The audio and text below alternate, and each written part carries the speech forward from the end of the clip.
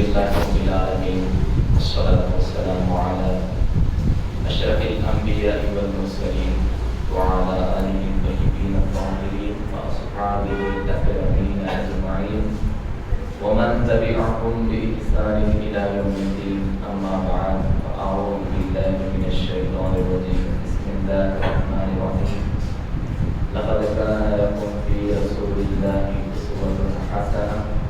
صدق الله العلي العظيم وبلغنا رسوله النبي الأمي الكريم ونحن على ذلك لمن الشاهدين والشاكرين.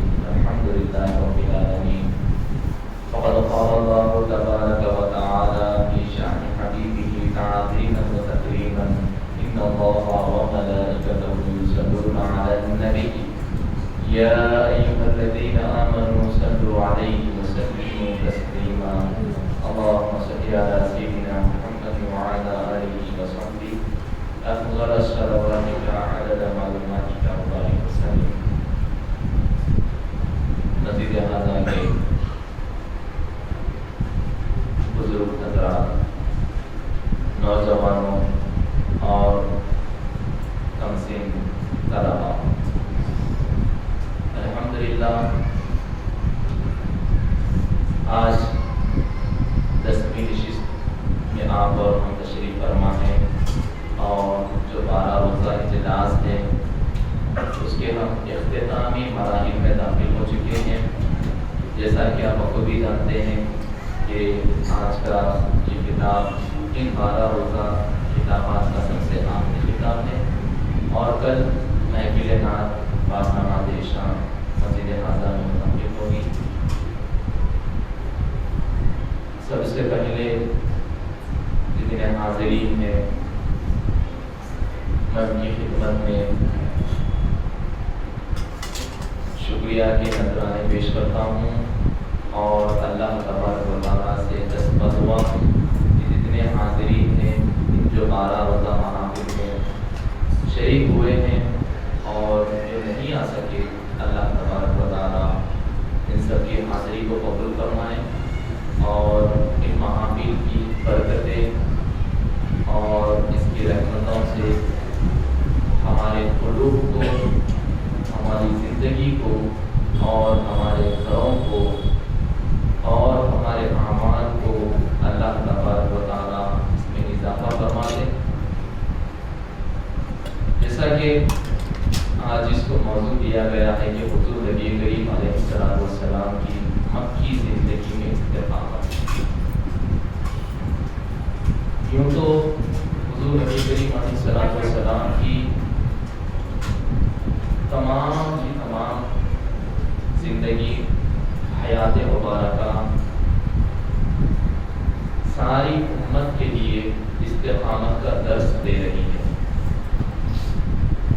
آپ کی 63 ایئرس کی جو زندگی ہے، اللہ تبارک و تعالیٰ نے آپ صلی اللہ علیہ وسلم کو جو حیات مبارکہ عطا فرمائی، چاہے وہ حضور کا بچپن ہو، چاہے جوانی ہو، یا مکی زندگی ہو، یا ہجرت ہو، یا ازواج مطہرات کے ساتھ ہو، یا مدینے میں ہو، یا غزوات میں ہو، یا حجۃ الوداع کے موقع پر ہو، یہاں تک کہ آپ کا وصال مبارک ہے، یہ تمام کی تمام چیزیں امت کو استقامت دے رہی ہیں.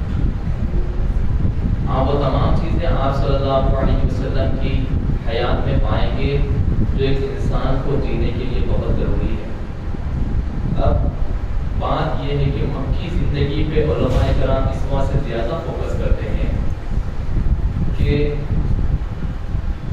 آپ صلی اللہ علیہ وسلم نے جب ہجرت فرمائی مدینے کی طرف تو وہاں پر ایک اسلامی ریاست کی بنیاد آپ نے قائم کی اور ایک اسلامک اسٹیٹ وہاں پر آپ نے قائم فرمایا جو کہ مکے میں نہیں ہو سکا.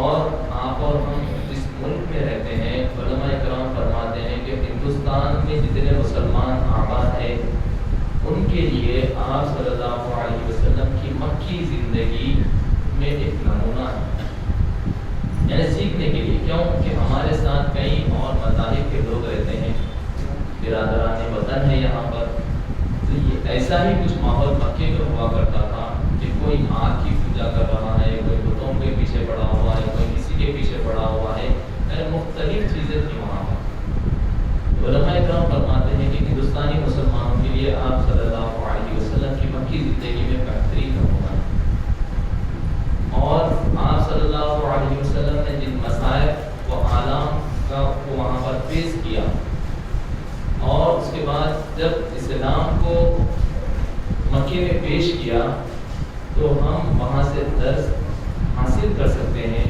ہم سیکھ سکتے ہیں کہ ان پرآشوب ماحول میں، ایسے ماحول میں اسلام کو کس طرح ہم پیش کریں۔ لمبی چوڑی تقریر تو نہیں، صرف 10 منٹ آپ کے لوں گا، اور اس کے بعد اذان عشاء ہوگی اور پھر ہم نماز ادا کریں گے۔ آج بیسک فنڈامنٹل سیکھ لیجیے کہ آپ صلی اللہ علیہ وسلم جب اس دنیا میں تشریف لائے تو آپ کے والد محترم کا انتقال ہو چکا تھا، یعنی کہ آپ ماں کے پیٹ میں ہی تھے، ابھی 6 مہینے ہوئے تھے، آپ صلی اللہ علیہ وسلم کے والد محترم کا انتقال ہو چکا تھا۔ پھر آپ صلی اللہ علیہ وسلم کی عمر مبارک جب 4 سال کی ہوئی تو آپ صلی اللہ علیہ وسلم کی والدہ محترمہ حضرت بی بی آمینہ کا بھی وصال ہو گیا، یعنی آپ صلی اللہ علیہ وسلم کی عمر ابھی صرف 4 سال ہے، نہ والد ساتھ ہے نہ والدہ ساتھ ہے، دونوں کا بھی وصال ہو گیا ہے۔ پھر ہم دیکھتے ہیں کہ والدہ کے انتقال کے بعد آپ حضرت ابو طالب کی پرورش میں آتے ہیں، تو جب حضور نبی کریم علیہ السلام کی 8 سال کی عمر ہوتی ہے تو آپ کے دادا حضرت عبد المطلب آپ کا بھی وصال ہو جاتا ہے، یعنی 8 سال کی آپ کی عمر مبارک ہے، والد صاحب بھی گزر چکے ہیں، والدہ بھی رخصت ہو چکی ہے، پھر دادا کی پرورش میں آئے تو دادا کا بھی وصال ہو چکا ہے، اور آگے کی زندگی حضرت ابو طالب کے پاس ہے، آپ وہاں پر رہ رہے ہیں چچا کے ساتھ۔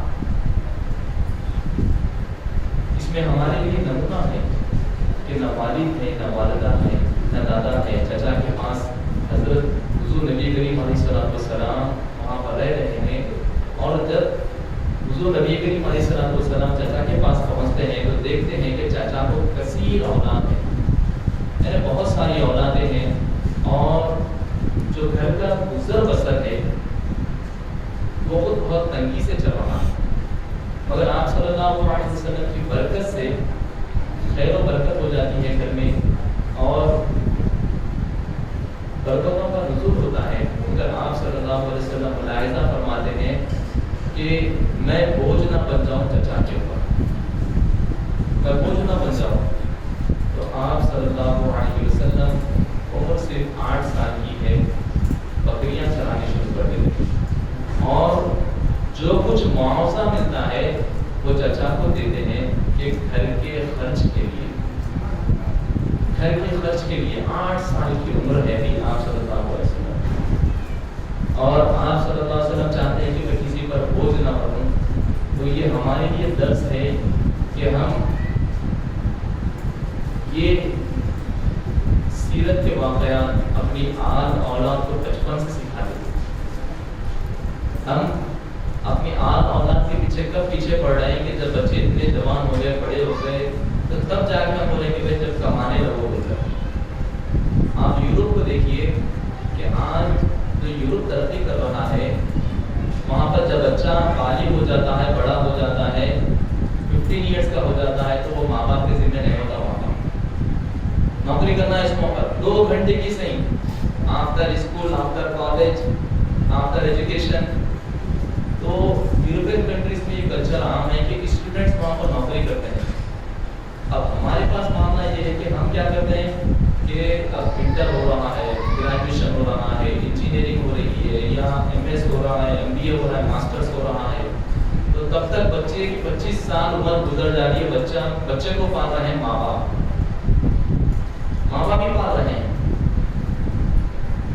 تو یہ نہیں ہونا چاہیے کہ حضور نبی کریم علیہ السلام کی سیرت ہمیں بتلا رہی ہے کہ بچے جب ہوش سنبھال لیں اور جب بچے کو اچھے برے کی تمیز ہو جائے، یقیناً ایجوکیشن دلائیے، یقیناً تعلیم دلائیے، مگر ساتھ ہی ساتھ گھر کی ذمہ داریوں کو بھی سکھائیے۔ ہم نے ایسے ہزاروں گھر دیکھے ہیں کہ والد جب تک ماں حیات رہے بچے بہت خوشحال رہے۔ وہ بچے کیا کہتے ہیں کہ ہاتھ میلا ہو نہ پاؤں میلا، مگر جب والد دنیا سے گزر گئے تو ہم نے ان بچوں کو دیکھا ہے کہ ساری زندگی برباد ہو گئی۔ کیوں؟ کہ والد صاحب اپنی زندگی میں کوئی ان سے نہ تو کام کرائے، نہ تو سودا منگائے، نہ تو کوئی ذمہ داری کی۔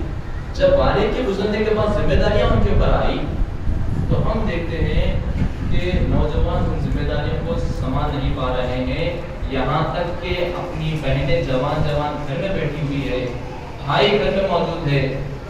حالیہ واقعات کچھ ایسے ہمارے سامنے آئے کہ شرمندگی ہو گئی کہ ہماری لڑکیاں آج غیروں کے ساتھ بھاگ رہی ہیں۔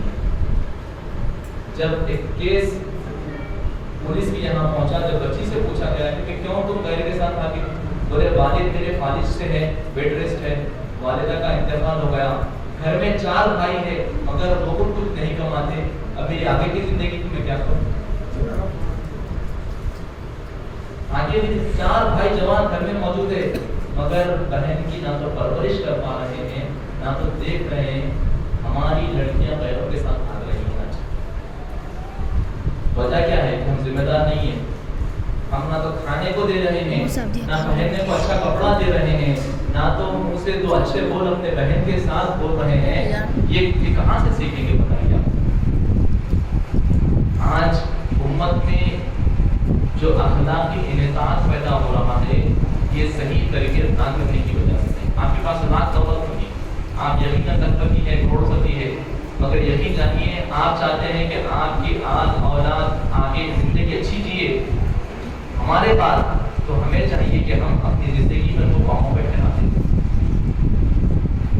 ایجوکیشن یقیناً دلائیے مگر ساتھ میں ان کو کاروبار بھی سکھائیے۔ دیکھیے آپ صلی اللہ علیہ وسلم بوجھ نہیں بنے اپنے چچا کے اوپر، بچے کو یہ لیسن یہ درس دیتے رہیے، یہ سناتے رہیے۔ آج ہماری زندگی سے نکل گیا ہے، آج ہم کو سنانا پڑا کہ یورپ میں ایسا ہوتا بھائی، ارے امریکہ میں اسٹوڈنٹ کرتا بھائی، ارے نہیں سب سے پہلے سناؤ کہ تم جن کے امتی ہو۔ حضور نبی کریم علیہ السلام کا عمل یہ ہوا کرتا تھا ہمارے گھروں میں، جو بڑے پہلے رہا کرتے تھے سیرت کی کتابیں کھول کر بچوں کو واقعات سنایا کرتے تھے، مدارس میں نظام ہوا کرتا تھا، مگر آج ایسا زوال آیا ہمارے پاس کہ نہ تو ہمارے گھروں میں وہ ماحول رہا، نہ تو مدارس رہے۔ اب ہم گھر میں استاد کو لگا دیتے ہیں، 20 منٹ کا استاد ٹیوشن آتے ہیں، جب عربی پڑھا دیے بچوں کو الفاظ کا سن لیے، ایک آدھ کو سن لیے چلے گئے، نہ تو درس ہو رہا ہے، نہ تو تدریس ہو رہی ہے، نہ تو بچوں کی نشو و نما ہو رہی ہے۔ وہ کہاں سے ہوگی؟ وہ ان محافل سے ہوگی، وہ ان درسوں کے ذریعے سے ہوگی کہ ہم سیکھ پائیں گے کہ زندگی جینے کا طریقہ کیا ہے، زندگی جینے کا طریقہ کیا ہے۔ پھر حضور نبی کریم علیہ السلام کی زندگی آگے بڑھتی ہے اور اللہ تبارک و تعالیٰ آپ صلی اللہ علیہ وسلم کی جب عمر مبارک 40 سال کے قریب پہنچ جاتی ہے تو آپ صلی اللہ علیہ وسلم کی اعلان نبوت فرماتے ہیں۔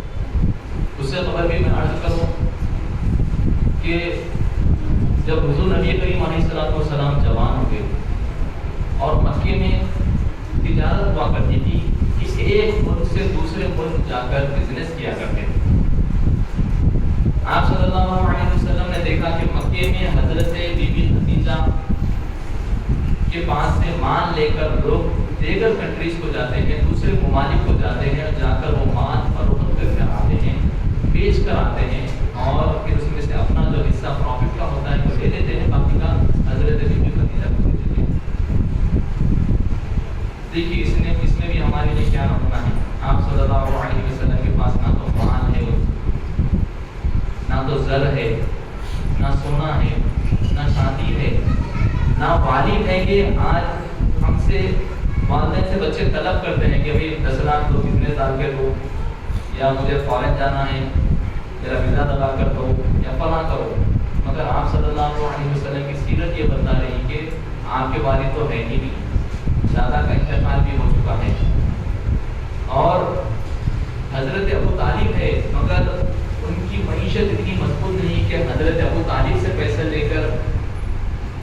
کیا جائے.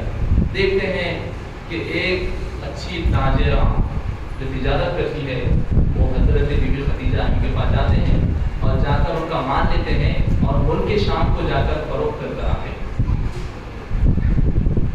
حضرت بی بی خدیجہ رضی اللہ تعالیٰ عنہا کے پاس مکے کے بہت سارے لوگ مال لیا کرتے تھے اور تجارت کر کر آپ کو پیسے دیا کرتے. آپ صلی اللہ علیہ وسلم نے جب امانت لوٹ آئی تو حضرت بی بی خدیجہ نے دیکھا کہ سب سے زیادہ پروفٹ لے کر آیا نبی کریم علیہ السلام. حالانکہ ایسے 100 جنے ان کے پاس ہے جو لے جا کر بیچ کر آ رہے ہیں مگر اتنا پروفٹ کوئی نہیں لے کر آ رہا. پھر آپ صلی اللہ علیہ وسلم نے مکے کے سب سے اہم کام جو کیا, آپ سنتے ہیں کہ صادق اور امین کا لقب جو حضور نبی کریم علیہ السلام کو ملا وہ اپنوں نے نہیں دیا, غیروں نے دیا. یعنی کفار و مشرکین کو بھی پتا تھا کہ آپ صلی اللہ علیہ وسلم سچے ہیں, صادق ہیں, امانت دار ہیں, امانت میں خیانت نہیں کرتے, کبھی زندگی میں جھوٹ نہیں بولے آپ صلی اللہ علیہ وسلم, کبھی کسی کو گالی نہیں دی, کبھی کسی سے اونچی آواز میں بات نہیں کی. یہ اخلاق حضور نبی کریم علیہ السلام کے مکے والے جانتے تھے, تبھی جا کر آپ کو صادق اور امین کا لقب دیا اور اپنی امانتیں لا کر سرکار کے پاس رکھاتے تھے. جب سرکار فرماتے کہ تمہاری اولاد ہے, تمہارے بچے ہیں, تمہاری بیوی ہے, اس کے پاس رکھاؤ, بھلے ان پر اتنا بھروسہ نہیں ہے جتنا آپ کے اوپر ہے. کون کہہ رہے ہیں یہ کفار و مشرکین کہہ رہے ہیں, ابھی ایمان نہیں لائے ہیں کوئی. صادق اور امین, کیا ہم آج اپنی بستیوں میں کسی ایک کی نشاندہی کر سکتے ہیں؟ ہم کہہ دیں کہ وہ پوری بستی میں سب سے اچھے اخلاق والا فلاں نوجوان ہے, سب سے امانت دار ہے, سب سے زیادہ دیندار ہے. یا آج ہم اس موقف میں ہیں کہ ہم اپنے ایریے میں, اپنی بستی میں, اپنے محلے میں کیا ایسے نوجوان ہمیں مل پا رہے ہیں؟ ہم ہی تاکہ انہیں صادق اور امین کہہ سکیں, یا تو غیر ابھی نہیں ہے ہمارے پاس. ابھی آپ صلی اللہ علیہ وسلم نے اسلام پیش نہیں کیا, ابھی آپ کی عمر 25 سال ہے اور آپ کو لقب مل رہا ہے صادق اور امین کا. اور جب تجارت کا مال حضرت بی بی خدیجہ کو لے جا کر دیتے ہیں تو آپ کی دیانتداری اور آپ کی امانت اور آپ نے بزنس کو جس طرح انجام دیا, حضرت بی بی خدیجہ یہ دیکھ لیتی ہیں اور سمجھ جاتی ہیں کہ میرے لیے سب سے قابل یہی ہو سکتے ہیں, اور اپنا رشتے کا بیان حضرت ابو طالب کے پاس کرتی ہیں. مکے کی سب سے بڑی تاجرہ ہے, سب سے بڑی بزنس حضرت بی بی خدیجہ کا ہوا کرتا تھا. سب سے زیادہ بزنس صرف حضور نبی کریم علیہ السلام کے اخلاق کی وجہ سے, آپ صلی اللہ علیہ وسلم کی دیانتداری کی وجہ سے, اخلاق سے متاثر ہو کر, خوش ہو کر رشتہ بیچنے کہ میں آپ سے شادی کرنا چاہتی ہوں. کیا آج ہمارے اخلاق دیکھ کر ہمارے معاشرے میں بھی ایسا ہوتا ہے؟ آج ہم دیکھتے ہیں کہ بھئی کیا اس کا بینک بیلنس ہے یا نہیں. آج ہمارے شادی کا حساب کیا طریقہ ہے ہمارے پاس کہ بھئی ذاتی گھر ہے, بلڈنگ ہے, گھر ہے, بینک بیلنس ہے, نوکری اچھی ہے, یہ دیکھیں گے. معاف فرمانا 90% سے زیادہ میں کہہ سکتا ہوں اور بڑی ذمہ داری سے کہہ رہا ہوں, شاید ہی کوئی والدین دیکھ رہے ہیں کہ بچہ 5 وقت کی نماز پڑھتا ہے. سوچئے یہ ہمارے معاشرے کا حال ہے. یہ کوئی ماں باپ رشتے کے وقت پوچھ رہے ہیں کہ بیٹا آپ کو قرآن پڑھنے آتی ہے؟ کیا ہم پوچھ رہے ہیں اس کے معاملات کس طرح کے ہیں؟ ہم پیسہ تو دیکھ رہے ہیں کہ لکھپتی ہے, کروڑپتی ہے, کیا حلال ذرائع ہیں یا حرام طریقہ ہے دیکھ رہے ہیں. ہم صرف دیکھ رہے ہیں کہ کتنا اس کے پاس بینک بیلنس ہے, کتنے کاریں ہیں, کتنا بڑھ ٹھن کر رہتا ہے. اور جو دیندار ہے آج ہم کیا کر رہے ہیں کہ اس سے پوچھ کے بھی نہیں دیکھ رہے ہیں کہ داڑھی ہے کوئی ہم رشتہ نہیں دیتے ہیں. کوئی 5 وقتہ نمازی ہے اسے ہم نہیں دیں گے. جو دیانتدار ہے, جو امانت دار ہے, نہیں دے رہے ہیں. آج مسلمانوں کے اطلاع کے لیے کم و بیش ہندوستان میں 3 کروڑ کیسز پینڈنگ پڑے ہوئے ہیں کورٹوں میں. ہمارے جو ہم پیسے دے رہے ہیں یا پھر شادیاں جس طرح کی ہم کر رہے ہیں، نہ تو دینداری ہے، زمین کی لڑائی جھگڑا فنا چل رہا ہے. انڈین گورنمنٹ کی رپورٹ ہے کہ صرف مسلم کمیونٹی کے 3 کروڑ کیسز فگر کورٹوں میں. اور میں نہیں سمجھتا آج کے دور میں کوئی اگر بچے کی دریافی کے لیے امام سے جا کے پوچھے گا کہ بھائی تمہیں مسجد کو آتے کیا. ہماری دریافی کہاں پر ہو رہی ہے؟ گوشت کی دکان پہ، کرانے کی دکان پہ، اور روڈوں پہ چبوتروں پہ جو بچے بیٹھے ان کو کچھ پہچانتے ہیں تو آپ دیکھیں کیسے. ہم ایسے کتنے ایسے بتائیے جو مسجد کے امام موذن سے پوچھتے ہیں کہ بھائی یہ بستی میں رہتے کہتے ہیں آپ کے پاس بچہ کیسا ہے، نماز کو آتا بچہ، بچے کے اخلاق درست ہے، بچے کے عقائد کیسے ہیں. ہم کو ضرورت ہی نہیں ہے بھائی، ہم کو یہ دیکھنا ہے کہ بھائی کتنے کروڑ والی بلڈنگ ہے، بچے کے نام پہ کتنی جائیداد ہے، کتنی ماہانہ اس کی آمدنی ہے، یہ دیکھنا ہے. دینداری سے کوئی سروکار نہیں ہے. پھر ہم فرائنا مسلمان ہیں کہ سرکار کے چاہنے والے ہیں، سنت الجماعت کے ہیں، یا رسول اللہ کے نعرے لگانے والے ہیں، مگر یا رسول اللہ کی جیسی زندگی نہیں گزار رہے ہیں. نہ آپ صلی اللہ علیہ وسلم بتائے ہوئے راستے پہ چلنے والے ہیں. بتائیے کب غور و فکر کریں گے ہم اپنی ذاتی زندگیوں میں؟ وہی ہوگا کہ جب ٹائم ملا کھول لیے ثواب کی کتاب کی طرح پڑھ لیے، زندگی بھی اسی طرح گزار گئے. تو جمعہ آیا جمعہ ادا کر لیے، میلاد آئی 12 روز بنا لیے، میلاد کے دن اچھا بریانی پکی، پوریا ووریا پکا لیے کھا لیے، چلو میلاد ختم ہو گیا. محرم آئی، چلو 10 محرم کے دن کھانا وانا پکا لیے، پھر فاتحہ دلا لیے. ہماری زندگیوں میں وہ کب پیدا ہوں گی وہ چیزیں؟ حضرت امام حسین رضی اللہ تعالیٰ جیسا ایمان کب پیدا ہوگا؟ کب ایسا جذبہ آئے گا دین کے لیے؟ کب ایسی زندگی جی کر بتائیں گے ہم لوگ؟ کیا رسمی مسلمان ہیں ہم لوگ؟ بکری داری بس ایک بکرا قربان کر دیے، چلو دیکھیے ختم، حق ادا ہو گیا. یاد رکھیے اللہ تعالیٰ کو ان چیزوں کی ضرورت نہیں تھی. اللہ تبارک و تعالیٰ آپ کی نیتوں کو دیکھنے والے ہیں. آپ کی نیت کیسی ہے؟ آپ کی علماء فرماتے ہیں کہ جب اللہ کی راہ میں بکرا پیش کرو تو یہ نیت کرو ذبح کرنے سے پہلے کہ اللہ آج اس جانور کو تیری راہ میں قربان کر رہا ہوں، کل مجھ کو کٹنا پڑے یا میری آل اولاد کو قربان کرنا پڑے، آج جس طرح ذبح کر رہا ہوں اسی طرح تیرے دین کے لیے، اسلام کے لیے پیش کروں گا. یہ نیت، یہ جذبہ رکھ کر جب ذبح کرنے کا کیا ہے ہمارے پاس. یہ رمضان آئے، رمضان شریف آتا ہے، چلیے نماز ادا کر لی، پھر رمضان کی بات کی ہماری مسجد سنی ہو جاتی. کیا یہ مسلمانوں کا طریقہ ہونا چاہیے؟ کیا یہ سچی محبت ہے حضور نبی کریم علیہ السلام کے ساتھ اللہ کے لیے کہ رسمی مسلمان بننا چھوڑ جائیے؟ چھوڑ دیجیے. آپ کا کیا تاریخ اٹھا کر دیکھ لیجیے اس طرح کی زندگی جو جیے ہیں، یا چلیے تاریخ مت اٹھائیے، اپنے باپ دادا کی زندگی اٹھا کے دیکھو. یہ ٹائٹل کے ساتھ جو زندگی جیے، خالی دکھاوے کی زندگی، کبھی کامیاب نہیں ہو سکے. نہ وہ کامیاب ہوئے، نہ ہم کامیاب ہوں گے، نہ ہماری آنے والی نسلیں کامیاب ہوگی. کامیابی کی ضمانت ہے دین اور اسلام. وہ جتنا مضبوط ہوگا تمہاری آنے والی نسل اتنی مضبوط ہو جائے گی. اسلام کے معاملے میں کبھی کمپرومائز مت کریے، دین کے معاملے میں کمپرومائز مت کریے. آج ہم کمپرومائز کرتے کرتے یہ حال ہو گیا ہمارا کہ ہمارے بچوں کو نہیں معلوم کہ ہم کون ہیں، کس قوم سے ہیں.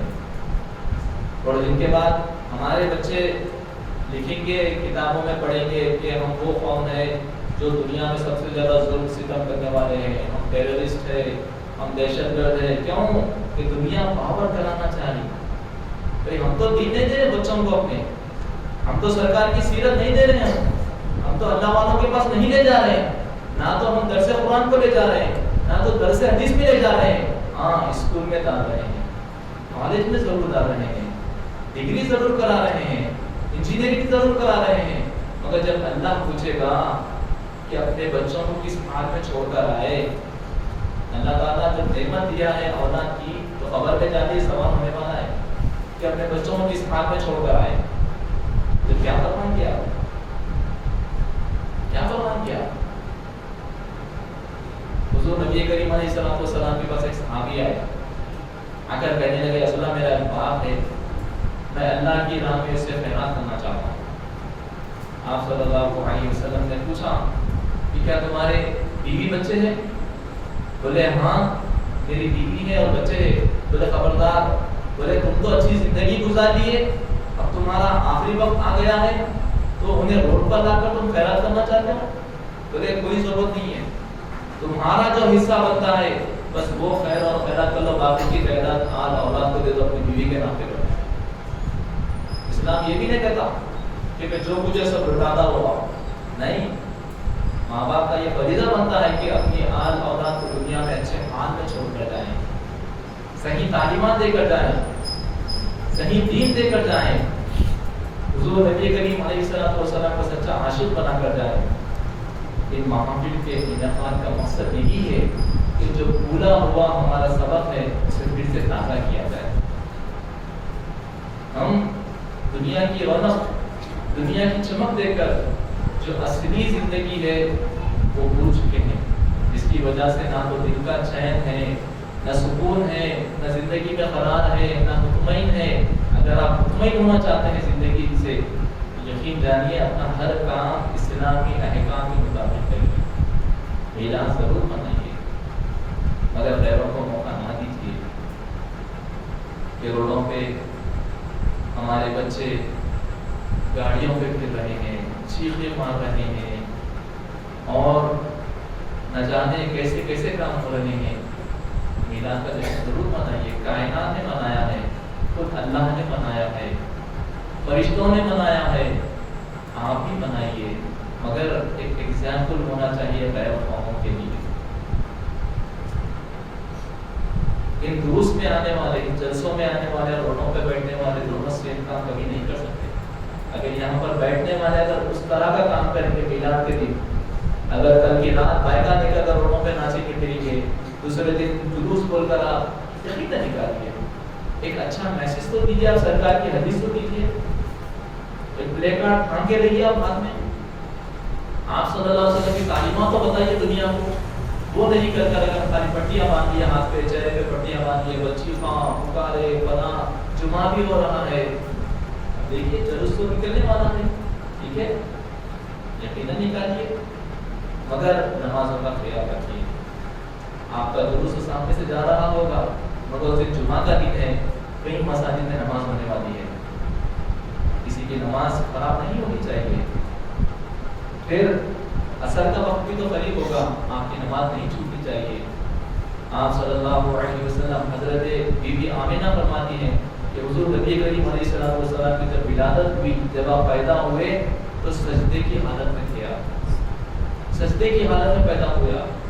उम्मत को मैसेज दिया कि आप आका अलैहिस्सलाम की मीलाद का दिन है, आप अभी दुनिया में तशरीफ लाएं और हुजूर नबी करीम अलैहिस्सलाम सजदे की हालत में है। अगर ये उम्मत रोडों पे फिरते रहेगी तो फिर क्या क्या हमारा मन होगा? उस दिन आपकी नमाज कज़ा नहीं होनी चाहिए। अरे शुक्राने अदा करो, उस दिन अहद करने का दिन है। कल की रात हजरत मुहद्दिस फरमाते हैं कि शबे कदर से अफजल शबे मीलाद है। क्यों फरमाया असल कि शबे कदर में कुरान मजीद नाज़िल हुआ और शबे मीलाद हुजूर नबी करीम अलैहिस्सलाम दुनिया में तशरीफ लाए, साहिब कुरान तशरीफ लाए। तो कल की रात को मुक़द्दस रात में यकीन जानिए कि कायनात में जो गुमराही थी हुजूर नबी करीम अलैहिस्सलाम की तशरीफ आवरी की वजह से कायनात में रौनक मिली। कल की ये रात वो होनी चाहिए कि हमारी जिंदगी बदले। कल की रात वो होनी चाहिए कि फिर हम अपने आहद को ताज़ा करें, फिर से हम वादा करें अल्लाह और उसके रसूल से कि भाई हम अपनी जिंदगी को बदलेंगे। कभी कल के बाद हम कभी नमाज अदा नहीं करेंगे, ये आहद करने का दिन है। कल आहद करिए कि मैं मौला जब तक मुझको अल्लाह ने हयात दी है मैं आप सल्लल्लाहु अलैहि वसल्लम पे रोजाना कम से कम 200 मरतबा दुरूद शरीफ का नजराना मैं पेश करूंगा। ये कल आहद करने का दिन है। कल की रात सिर्फ खा के पी के उड़ाने की रात नहीं है। अरे कल की रात बुजुर्गों ने जो कुछ कमाया वो मिलाद के रास्ते कमाया। हजरत मोहम्मद से दहलवी रहमतुल्लाह तआला अलैह फरमाते हैं कि शब मिलाद जब होती तो रात भर अल्लाह का जिक्र करते, हुजूर کریم علیہ السلام پہ درود شریف بھیجتے اور قرآن مجید کی تلاوت ہوتی. کل ایک ٹائم ٹیبل ہونا چاہیے ہمارا. عام راتوں کی طرح کل کی راتوں پر بس ہو جائیے. کل تھوڑا دن میں خیر اللہ کر لیجیے, تھوڑا سا دن میں آرام کر لیجیے بعد نماز ظہر لنچ کر کے, تاکہ رات میں پھر ہم فجر تک عبادت کر سکیں. مسجد کو آباد رکھیے. اور بزرگوں نے جو عمل کیا, یہاں پر بہت سارے دلائل وغیرہ پڑھنے والے ہیں. میری گزارش ہے کہ کل کی رات حضور نبی کریم علیہ السلام کے ایک نذرانہ پیش کریے, پوری مکمل دلائل وغیرہ بیٹھ کے پڑھیے.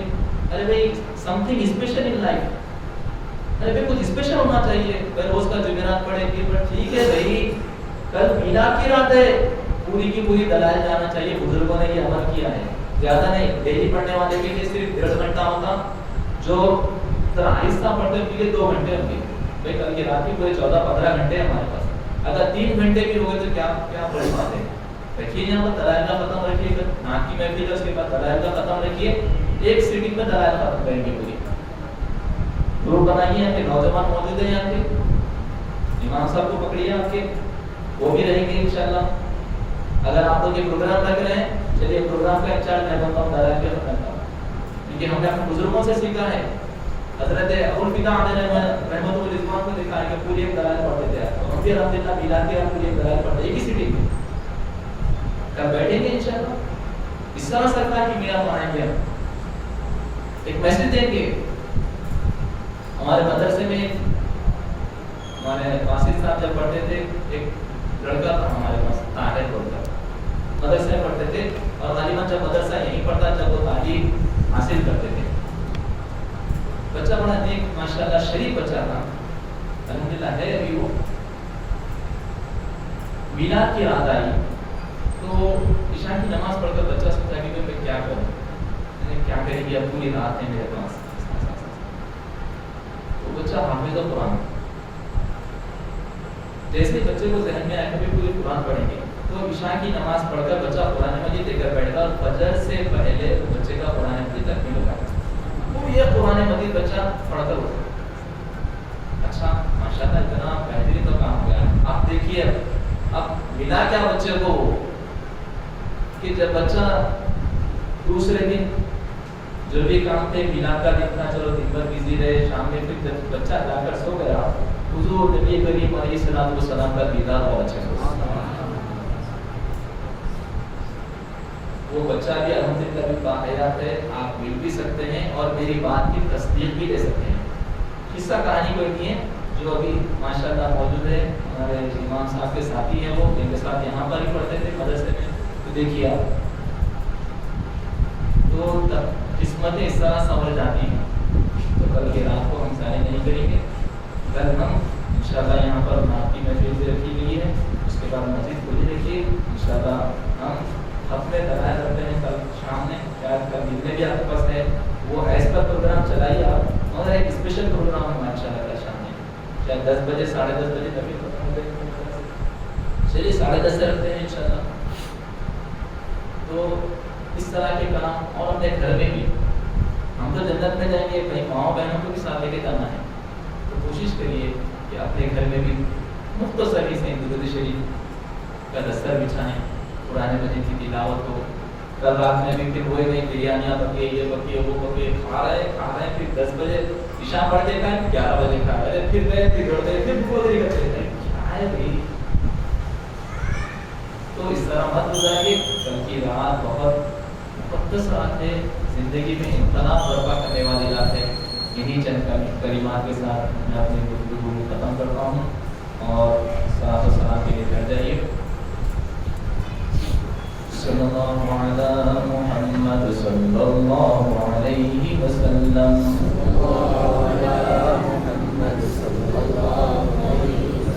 صلی اللہ علی محمد صلی اللہ علیہ وسلم.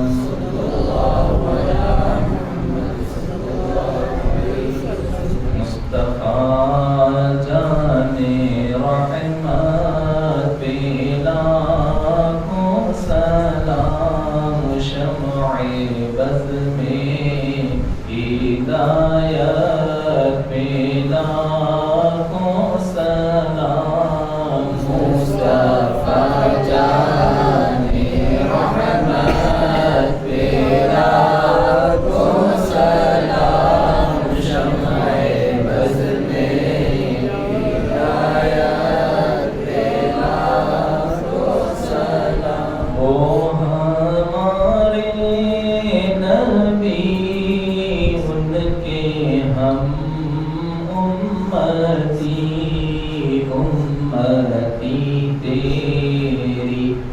عصمت پہ لاکھوں سلام، مصطفیٰ جان رحمت پہ لاکھوں سلام، شمع بز میں ہدایت پہ لاکھوں سلام، امتی امتی لب پہ جا